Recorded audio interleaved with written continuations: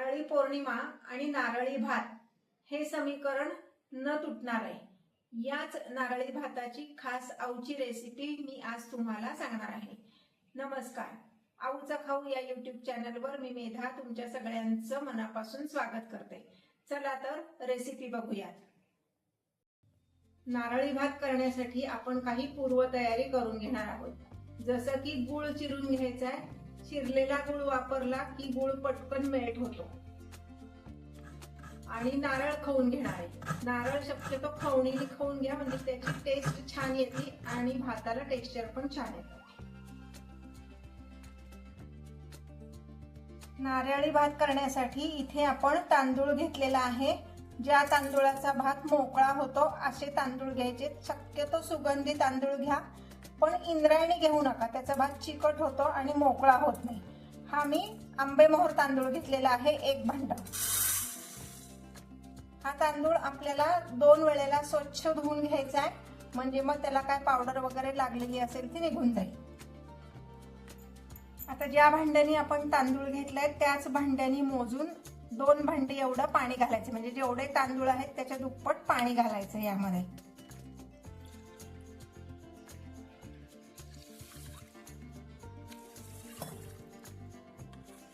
आणि हे कुकरला लावून 3 शिट्ट्या करून घ्यायच्या.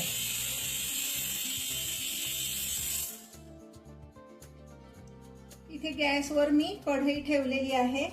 त्यामध्ये 2 चमचे एवढं साजूक तूप घालायचंय. तूप घालताना असं कढईने घालायचं, म्हणजे ते सगळ्या कढईला लागेल आणि भात कढईला चिकटणार नाही किंवा करपणार नाही. गॅसची फ्लेम मीडियम ठेवायची. 2 चमचे एवढं तूप बास होतं, कारण आपण जो नारळ घालणार आहे त्या नारळाला तेलाचा अंश असतोच. तूप छान तापलं की त्यामध्ये घालायचे 5-6 लवंगा,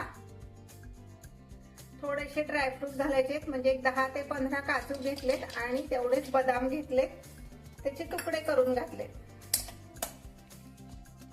ड्रायफ्रुट्सचं प्रमाण तुमच्या आवडीनुसार तुम्ही कमी जास्त करू शकता.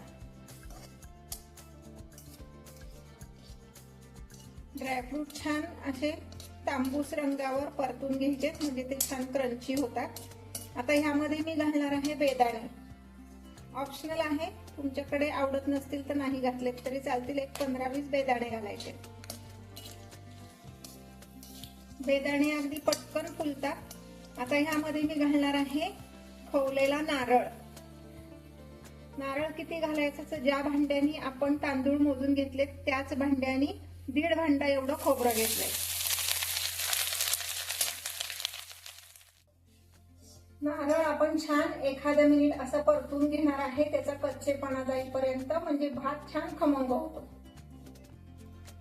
आता ह्यामध्ये मी 1 भांडा एवढा गूळ घालणार आहे.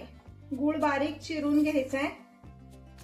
ज्या भांड्याने आपण तांदूळ मोजून घेतले त्याच भांड्याने गूळ पण मोजून घ्यायचा आहे. आता गूळ विरघळेपर्यंत आपण हे परतून घेणार आहोत. गॅसची फ्लेम अगदी लो फ्लेमवर आपण हे परतणार आहोत. आपण आता ह्यामध्ये गूळ घातलाय, पण आपल्याला गुळाचा पाक करायचा नाहीये, फक्त गूळ विरघळेपर्यंत आपण परतून घेणार आहोत. हे पहा, गूळ पूर्ण विरघळलेला आहे. गोडाचा पदार्थ करताना त्यामध्ये नेहमी 1 पिंच एवढं मीठ घालावं, म्हणजे पदार्थ चवीला छान होतो. हे पहा, अगदी खरंच 1 पिंच एवढंच घालते.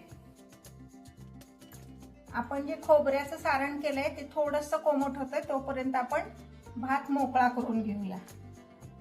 हे पहा, हा भात आपण कुकरला 3 शिट्ट्या केल्या होत्या.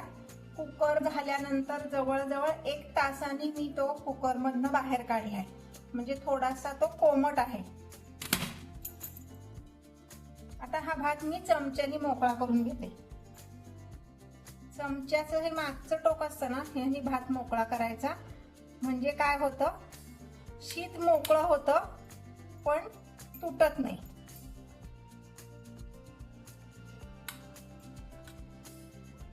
एका वाटीत पाणी घ्यायचं आणि हात किंचित ओलसर करून घ्यायचा, म्हणजे हाताने सुद्धा आपण भात व्यवस्थित मोकळा करू शकतो.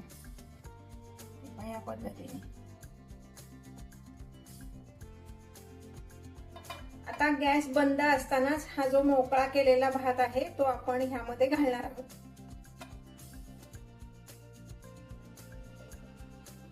आता हे व्यवस्थित मिक्स करून घ्यायचंय.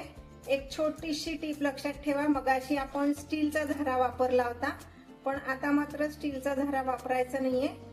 असं लाकडी झारा किंवा उलथणं असेल तर ते वापरायचे. त्यामुळं काय होतं, भाताचं शीत मोडत नाही, ते अख्खं जसंच्या तसं राहतं. हे मिक्स झाल्यानंतर आता मी पुन्हा गॅस चालू केलाय. ह्यामध्ये मी आता घालणार आहे वेलची जायफळ पूड. 1 चमचा एवढी वेलची जायफळ पूड घालायची. आता मी ह्यामध्ये जो गूळ वापरलाय तो अगदीच पांढरा होता. भाताला छान रंग येण्यासाठी मी आता ह्यामध्ये घालणार आहे 1 चमचा एवढं केशर सिरप.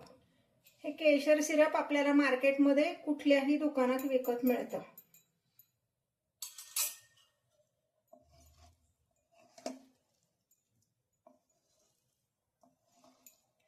अगदी हलक्या हाताने भात सगळा मिक्स करायचा आहे. गॅसची फ्लेम अगदी लो ठेवायची आहे. फ्लेम मोठी करायची नाही, नाहीतर भाताचा जो कण आहे, शीत आहे, ते कडक होऊ शकतं. आपल्याला कडक नकोय, मऊ राहिलं पाहिजे.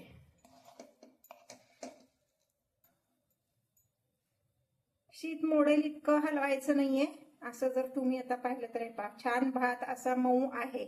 अजिबात भाताचं शीत कडक झालेलं नाहीये, ते असंच मऊ राहिलं पाहिजे. त्यामुळं फार शिजवायचं नाही. आता मी गॅस बंद करते. हा भात आपला सर्विंग साठी तयार आहे. आऊची एक खास टीप सांगते. असं आपण जेव्हा शीत बघतो, शीत जर कडक लागत असेल तर दुधाचा हपका द्यायचा. अगदी 1-2 चमचे दूध त्याच्यावर शिंपडायचं आणि झाकण ठेवून वाफ द्यायची, म्हणजे मग भाताचं शीत परत मऊ होतं. हा आपला नारळी भात सर्विंग साठी तयार आहे. करून पहा. लाईक आणि कमेंट करायला विसरू नका आणि आवडला तर हाईप पण करा.